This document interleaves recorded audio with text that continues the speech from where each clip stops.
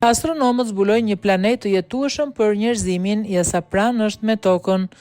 Astronomët nga Universiteti i Kalifornisë kanë bërë një zbulim të ri të jetë emocionues, i cili i jep një shpresë të rekërkimit për jetë jashtëtoksore. Planeti i sapo zbuluar i quajtur G251c është një super tokë, është shkëmbor, ka masë shumë më të madhe se toka dhe është më e rëndësishmja, ndodhet pikërisht brenda zonës banueshme të yllit të tij, pra në atë distancë ku temperatura lejon ekzistencën e ujit të lëngshëm në sipërfaqe.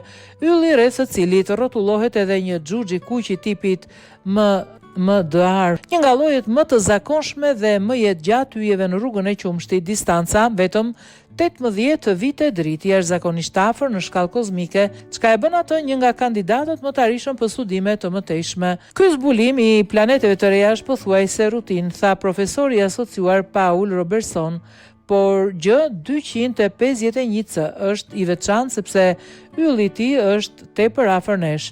Kjo e bën një objektiv ideal për teleskopët e gjeneratës së ardhshme.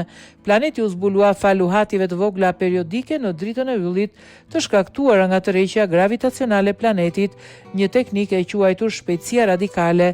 Instrumentat kryesorë që e kapën këtë sinjal ishin Habitable Zone, Planet Finder, HPF dhe NEID. Pavarësisht sfidave, ylli i tipit M janë shpesh të trazuar dhe krijojnë sinjale që ngatrojnë matjet.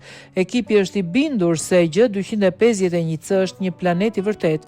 Në të ardhmen në afër teleskopit 30 metërsh TMT i Universitetit të Kalifornisë do të jetë në gjendje ta fotografojë drejt për drejt këtë planet dhe eventualisht të zbulojë nëse ka vërtet ujë apo edhe shenja atmosfere të përshtatshme për jetë.